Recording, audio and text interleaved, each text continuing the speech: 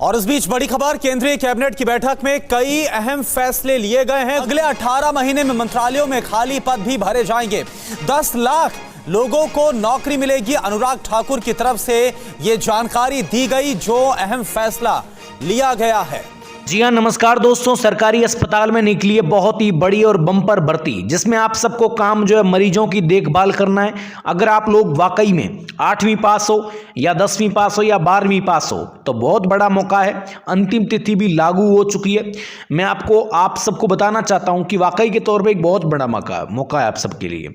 अगर आप भी सरकारी अस्पताल के अंदर हेल्पर के तौर पे काम करना चाहते हैं तो ये बहुत बड़ी भर्ती प्रेजेंट टाइम में निकली है। चाहे आप किसी भी राज्य के हो, चाहे उत्तर प्रदेश के हो, छत्तीसगढ़ के हो, मध्य प्रदेश के हो, पश्चिम बंगाल के हो, किसी भी राज्य के हो, आपके लिए बहुत बड़ा और शानदार मौका है। ठीक है, सरकारी अस्पताल में हेल्पर की बड़ी भर्ती निकली है, जिसमें काम जो है मरीजों की देखभाल करना है।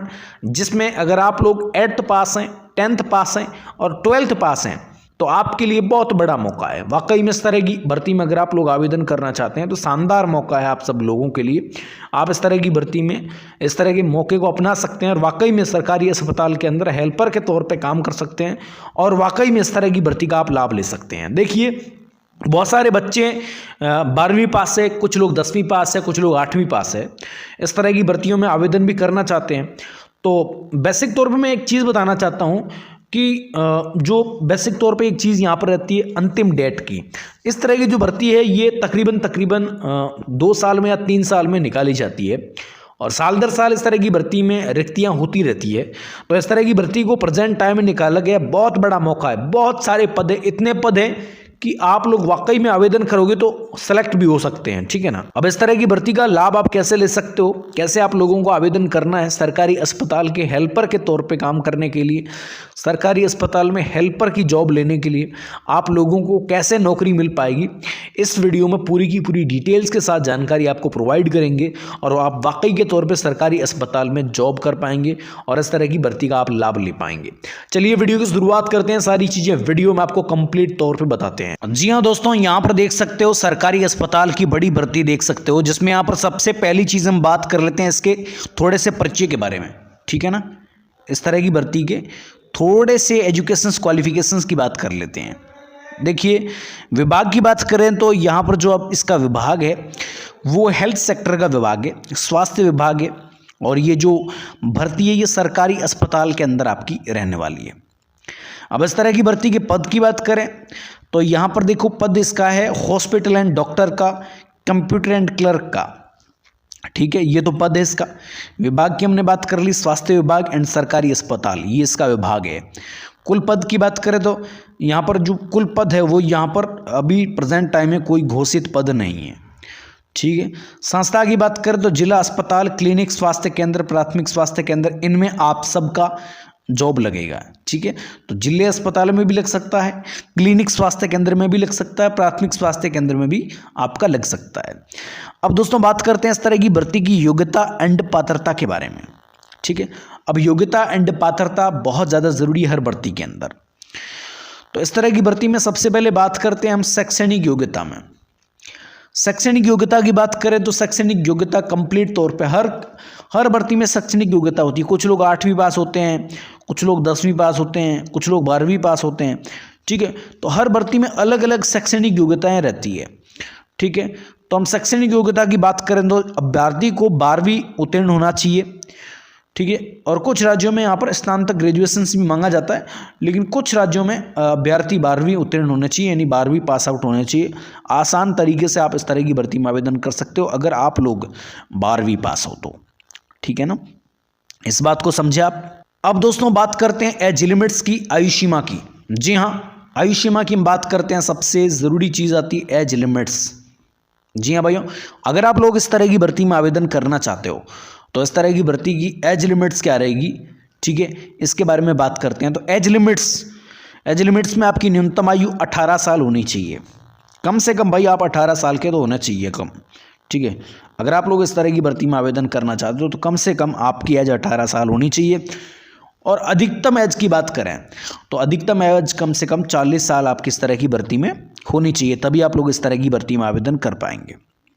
ठीक है, इसके अलावा चतुर्थ वर्ग को चतुर्थांश आयु में भी छूट मिलती है। जैसे कि मान लो अगर आप SC कैटेगरी से आते हो या ST कैटेगरी से आते हो तो आपकी जो एज लिमिट्स है, जो आपकी एज है, उसमें छूट का प्रावधान भी है, छूट का बेनिफिट्स भी है, यानी छूट भी आपको मिल सकती है इस तरह की भर्ती में। इस बात को आप समझे भाइयों। अब आगे बात करते हैं इंपॉर्टेंट चीज़ के बारे में।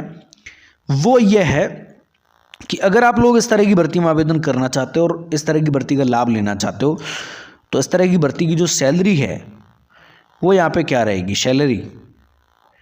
हम सैलरी की बात करते हैं सबसे पहले। तो सैलरी में प्रारंभिक वेतन की बात करें, प्रारंभिक वेतन की बात करें तो 15,000 रुपये से लेकर 30,000 रुपये के बीच में, 15,000 रुपये से 30,000 रुपये के बीच में आप आसानी से इस तरह की भर्ती के अंदर सैलरी का लाभ ले सकते हो। तकरीबन 15 के से 30 के, यानी 15,000 से 30,000 रुपये के बीच में आपको इस तरह की भर्ती के अंदर सैलरी का फ़ायदा मिल पाएगा। अनुभव और राज्य सरकार के अनुसार आपकी आय में वृद्धि हो सकती है। आपकी जो सैलरी है मान लो 30,000 है, ठीक है, तो 30,000 रुपये से ज़्यादा भी हो सकती है, वो भी अनुभव के मुताबिक। जैसे आपका अनुभव होगा, जैसे जैसे आपकी इस तरह की भर्ती के अंदर अनुभव होगा, उस तरीके से इस तरह की भर्ती में आपकी जो आय है, आप कहने का मतलब आपको जो सैलरी मिलती है उसमें लाभ मिलेगा। अन्य लाभ की बात करें तो इसमें आपको देखो चिकित्सा सुविधा मिलेगी, यात्रा बुक मिलेगा, पेंशन योजना का फ़ायदा मिलेगा, पदोन्नति की संभावना होगी, पार्टियों की वृद्धि होगी। ये चीज़ें आपकी इस तरह की भर्ती में होगी। चयन प्रक्रिया की बात करें तो देखिए, चयन प्रक्रिया की बात करने से पहले हम आवश्यक दस्तावेज की बात कर लेते हैं। तो आवश्यक दस्तावेज में आपका आधार कार्ड आपके पास होना चाहिए, 10वीं और 12वीं की मार्कशीट होनी चाहिए, स्नातक डिग्री, ठीक है, वो होनी चाहिए, कंप्यूटर कोर्स की दुकान, ठीक, कहने का मतलब कंप्यूटर कोर्स आपका किया हुआ होना चाहिए बेसिक तौर पर इस तरह की भर्ती में।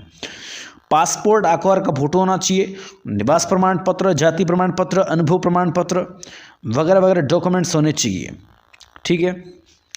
अब बात करते हैं आवेदन कैसे करना है। आवेदन कैसे करना है, इसके लिए सबसे पहले आपको संबंधित राज्य स्वास्थ्य विभाग की आधिकारिक साइट पर विजिट करना है। जो भी राज्य है आपका, मान लेते हैं कुछ लोग उत्तर प्रदेश के रहने वाले, कुछ लोग छत्तीसगढ़, मध्य प्रदेश, पश्चिम बंगाल, अलग अलग जगहों के रहने वाले हैं, तो आपको अपने राज्य के आधिकारिक वेबसाइट पर विजिट करना है। भर्ती अनुभाग वाले आइकॉन पर क्लिक करना है, हॉस्पिटल पर्ची काटने की जॉब पर क्लिक करना है, ऑनलाइन फॉर्म भरना है और दस्तावेज को अपलोड करना है बेसिक तौर पे। फिर आपको फ्रेश ऑनलाइन फॉर्म जमा करना है, फॉर्म को पूर्णतः सबमिट करना है और प्रिंट आउट निकाल देना है। इस तरीके से आप लोग इस तरह की भर्ती में फॉर्म जो है वो यहाँ पर भर पाएंगे। अब बहुत सारे ऐसे लोग हैं जो ऑनलाइन आवेदन करना चाहते हैं, ऑफलाइन आवेदन करना चाहते हैं, तो वो ऑफलाइन आवेदन कैसे कर पाएंगे। अगर आप लोग ऑफलाइन आवेदन करना चाहते हो उस तरह की भर्ती में, तो ऑफलाइन आवेदन में स्वास्थ्य विभाग और सरकारी अस्पताल का आपको फॉर्म लेना है। उस फॉर्म में पूरी जानकारी फिल करनी है, दस्तावेज जो है वो यहाँ पर आपको डालने हैं, निर्धारित दस्तावेज पर फॉर्म को जमा करना है।